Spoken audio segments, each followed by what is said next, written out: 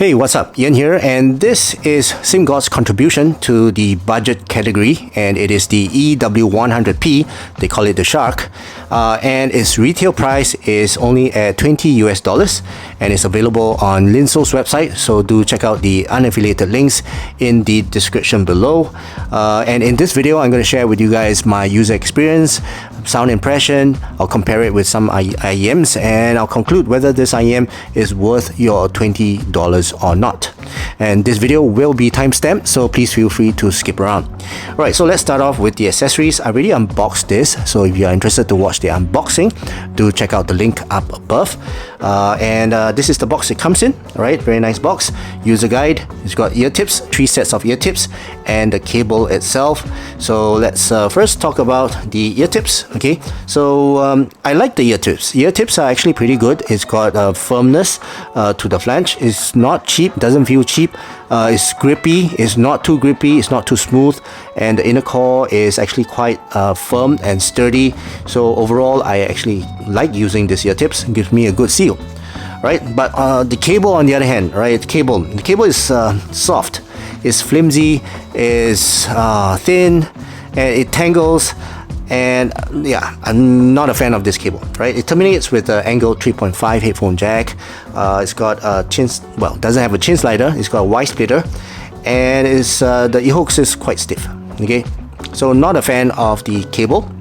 Now the IEM is a very simple design. It's a small form factor IEM with a single dynamic driver inside, a 10mm dual LCP dynamic driver, and very simple, very basic design. All right, the whole thing is made of resin with a faceplate with a metal insert.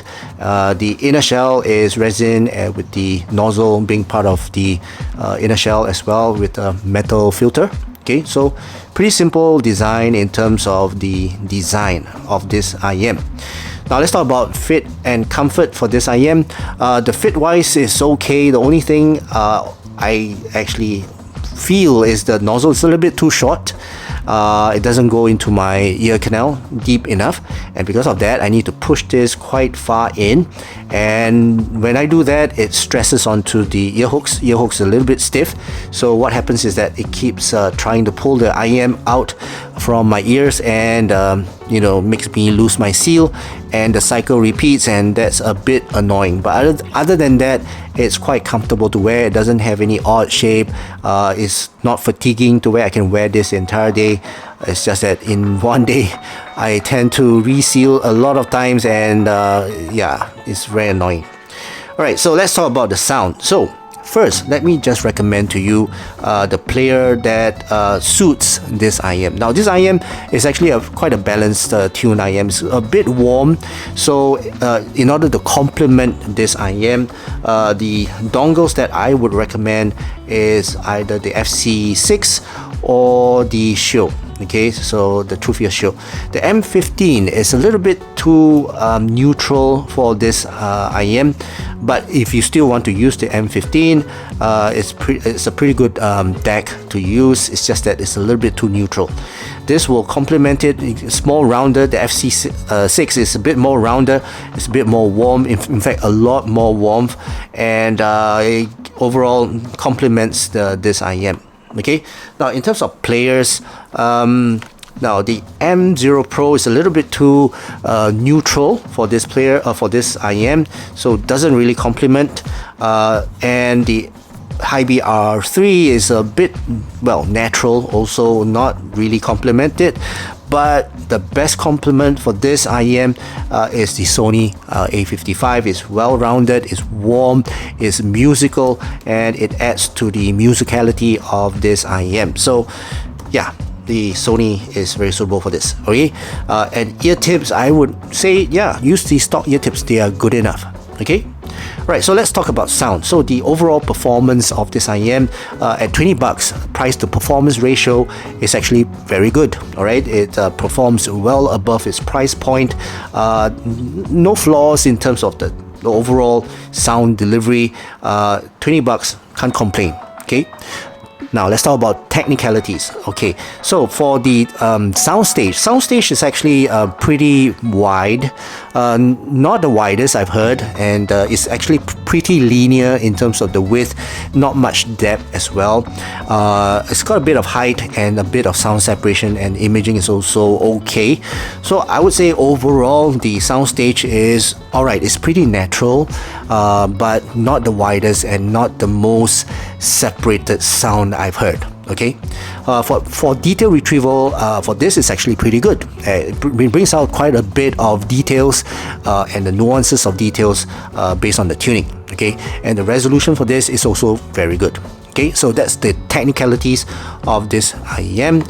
Now let's talk about tone and timbre. Tone and timbre is more of a natural sounding, a bit warm as well. It's a balanced, tuned. It's somewhat harmonish kind of tone. If you know, are familiar with Harman, it's actually a bit warm, a bit V-shaped. I wouldn't say very V, but it's a bit V-shaped. Yeah, it's got good note weight. It's pretty balanced note weight. It's not too heavy, not too light as well, right? So that's for the tone and timbre. Now let's talk about the sound itself. So let me bring out my graph and prop it somewhere here. Okay, so this is the graph of the SIMGOT EW100P, and as you can see, it's pretty close to the Harman curve.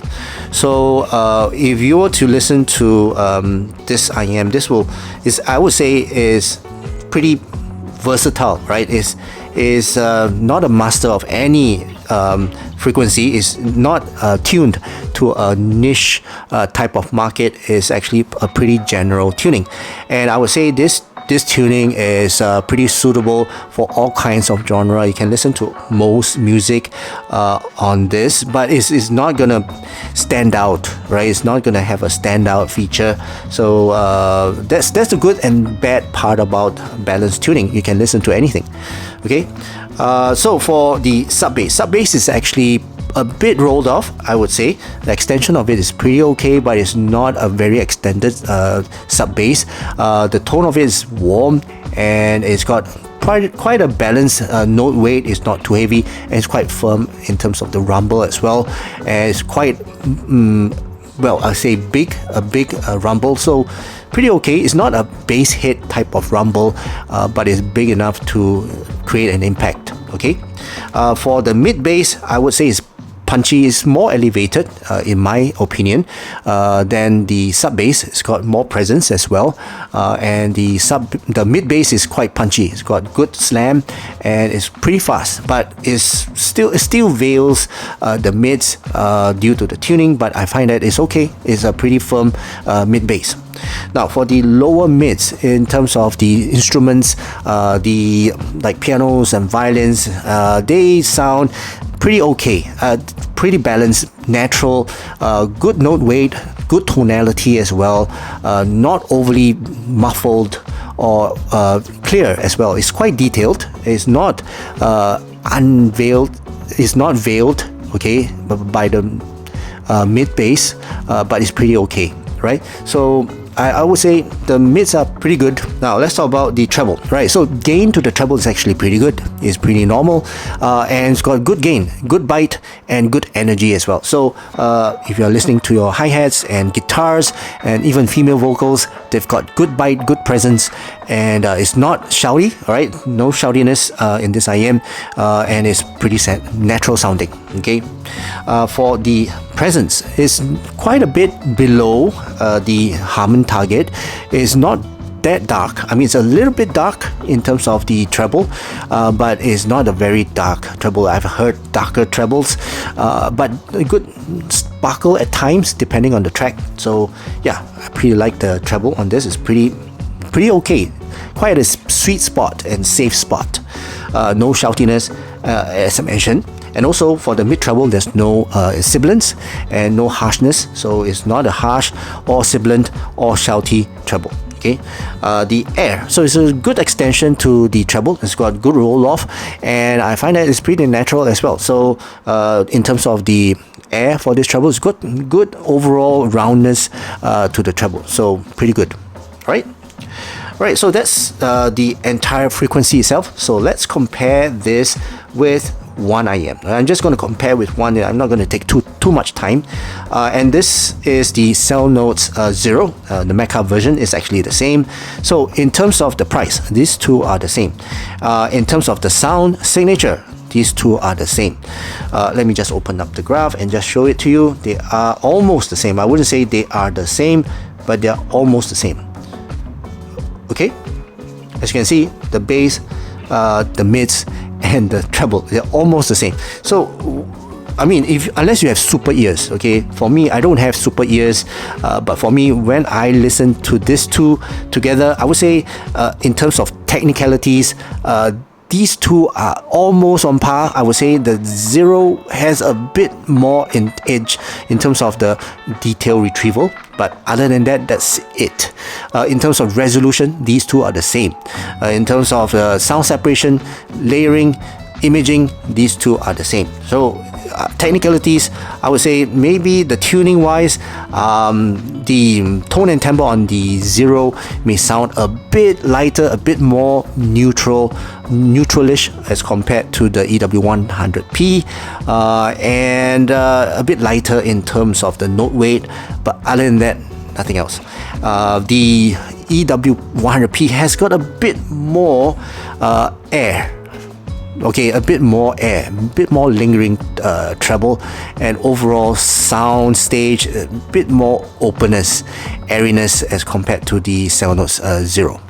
And that's all. That's all I hear between these two. And I would say these two IMs are on par. So if you are considering buying any of these, you can blind buy any of these two. It's well loved by many people in terms of the 0. So this is also going to be sounding the same.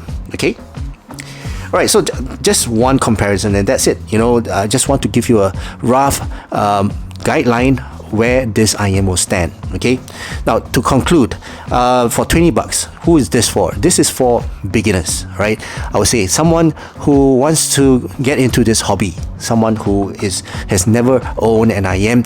This is a good beginner IM to go for. 20 bucks is not a big investment. If you don't like the hobby, you can always give up, but if you like the hobby, you can continue to invest in more expensive IMs. But this is a good beginner IM to go for, and I do recommend to get this IM because it sounds just as good as the very famous 7Hz 0 Cell Notes 0. Okay, right, so that concludes my overall review and impression of this EW100P. I hope you guys enjoyed watching this video and learned something from this video, and if you did, please give this video a thumbs up, and also please don't forget to subscribe to my channel, and that's it. I hope you guys have a great day ahead, and I'll see you again in my next video. Cheers.